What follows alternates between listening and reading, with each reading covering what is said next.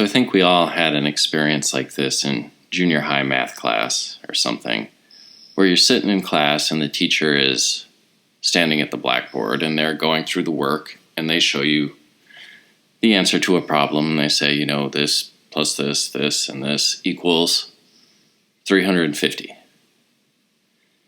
And then a student raises his hand and says, I think you did that wrong. And the teacher says, well, get up here and show me your work. And so the student gets up and shows their work, and they say the answer is actually 400.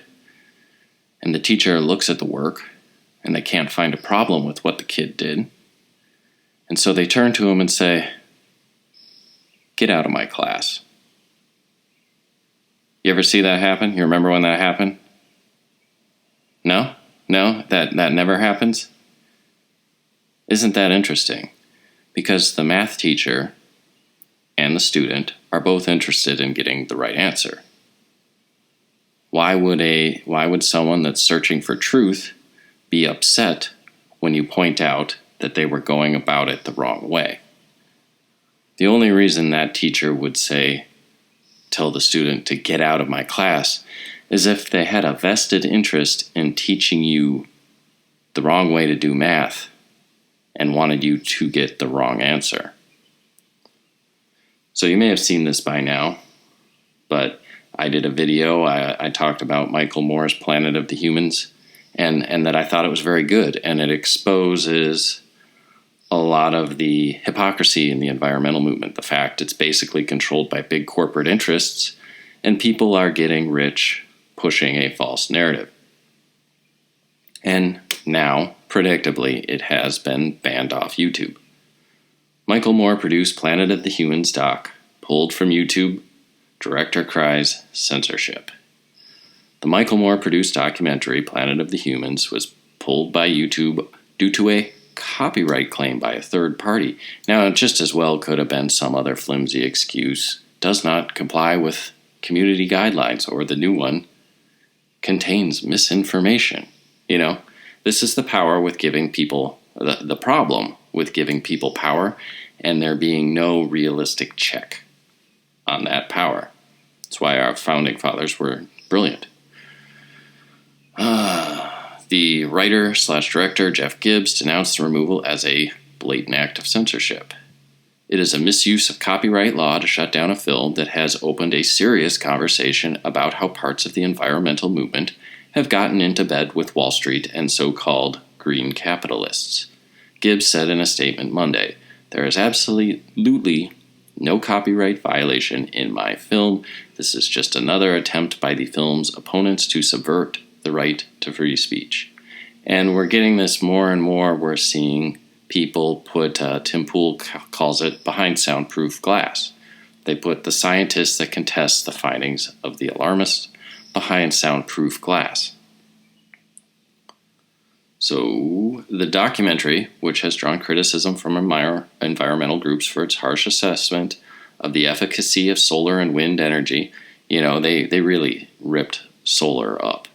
They really did a number on it. When you see it in action and you realize all the environmental damage it takes to set up these solar fields, and then 2, 3, 4, whatever years later, they're burning out and have to all be replaced. The video had garnered up to 8.3 million views. I think I watched it around 4, so just a few weeks later, the view count had doubled, and this was the problem right here. 8.3 million views since its release on YouTube, April 21st, so it was up there about 1 month. That's an incredible number of views. That's something that's on track. We'll never know now, but probably for 100 million views or better. That's something that was going to change the conversation about environmentalism and climate change permanently. And it wasn't slowing down. If anything, it was speeding up. Because I think I watched it, it had already been out a couple weeks, and then it doubles again. I mean, this was viral. So, according to the film's rep, who added that the filmmakers have been in contact with Google-owned video service over the issues, the producers later announced that the film would be streamed for free on Vimeo, so if you haven't seen it, watch it. Don't fall for the population control nonsense, but other than that, it's pretty solid. And this is YouTube's excuse when we receive a valid legal notification, blah, blah, blah, blah, blah. YouTube is not in a position to mediate copyright disputes. But there is copyright material all over YouTube that is used under fair use. And that's the issue they bring up here. The spokesman added, this specific takedown appears to meet the DMCA's requirement for removal, and questions of fair use must be adjudicated in a court of law. This is just a way that big, powerful entities are able to take down content they don't like from people with less legal muscle. Because, like I said, I can look up copyrighted material put up on YouTube by individuals that doesn't threaten the political narrative in any way. It's been up there 10, 12 years. Nobody's filing a legal complaint. Nobody cares. Even things that, just small uses are allowed. Look at all the Lord of the Rings memes or, these images from movies, comic books, whatever. That's copyright material, but nobody cares, right? It's for use. And get this. According to the film's rep, the copyright claim stems from a 4-second video clip of mining that Gibbs considered to be fair use and not requiring special permission in a non-fiction documentary. So a 4-second clip of mining.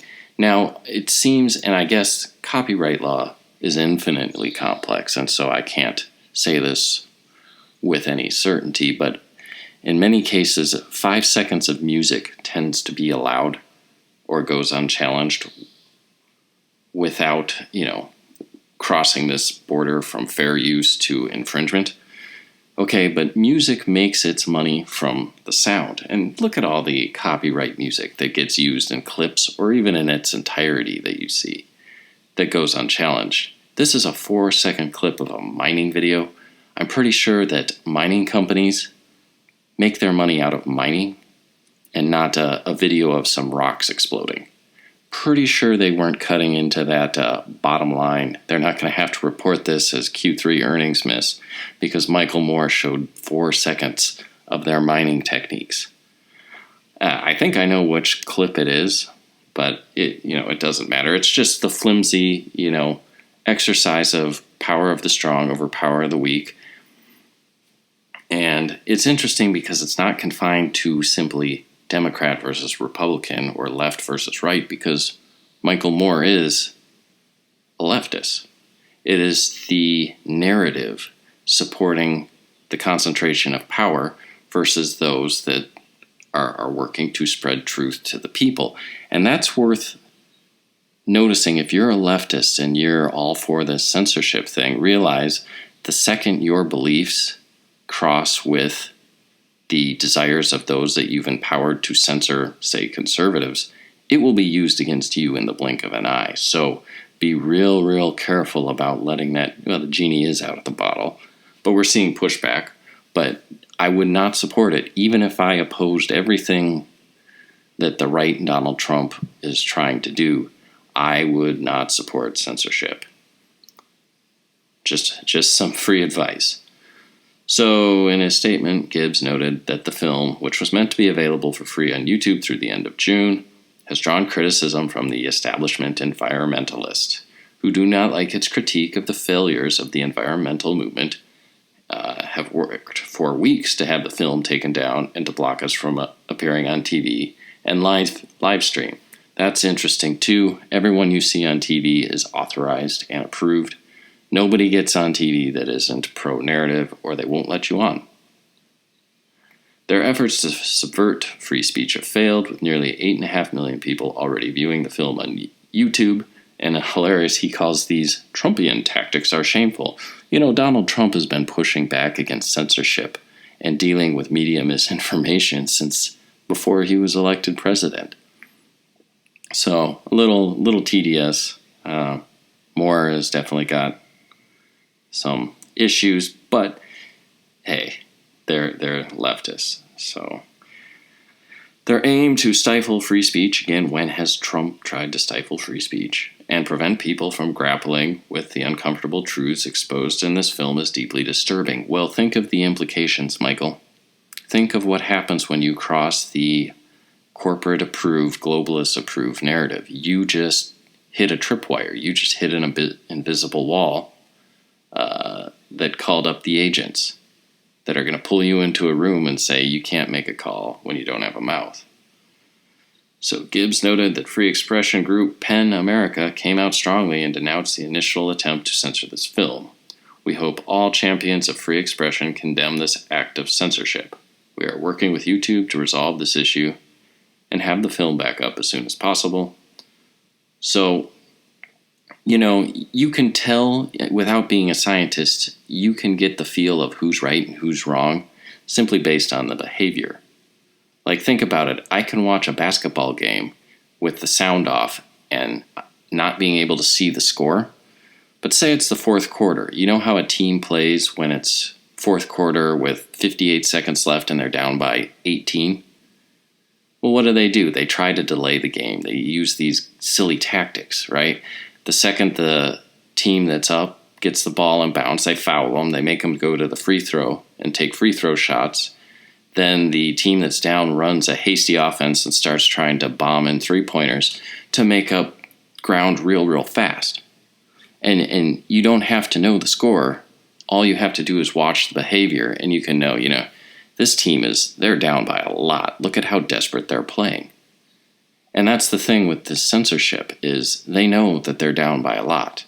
If you're a true blue believer in global warming, just look at this behavior.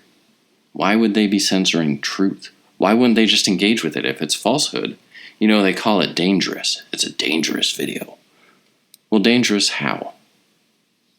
I mean, if I say something is dangerous, I can explain why. If I say to, a kid, put on your seatbelt, it's dangerous to drive without one, and they say, why? And the answer is because if we get in a car accident, you'll be hurt very badly, and the seatbelt protects you. Oh. But these guys, they just say Michael Moore's film is dangerous. And it's like, well, why? Well, you get these convoluted answers if you get an answer at all. So again, we don't have insight into the in-depth nitty-gritty, but we can see the surface level behavior. And what you are seeing from YouTube and big tech and the, Democratic establishment party and corporate interests right now, we're not seeing people that are winning.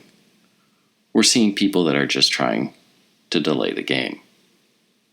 Because they don't want anything to horn in on their profit margin. They want you to keep buying their coal-powered cars and thinking that it's virtue. They want to keep burning trash and clear-cutting forests and calling them biomass plants and have people cheer and clap at their opening. But more than anything, what they don't want is to give up their political power.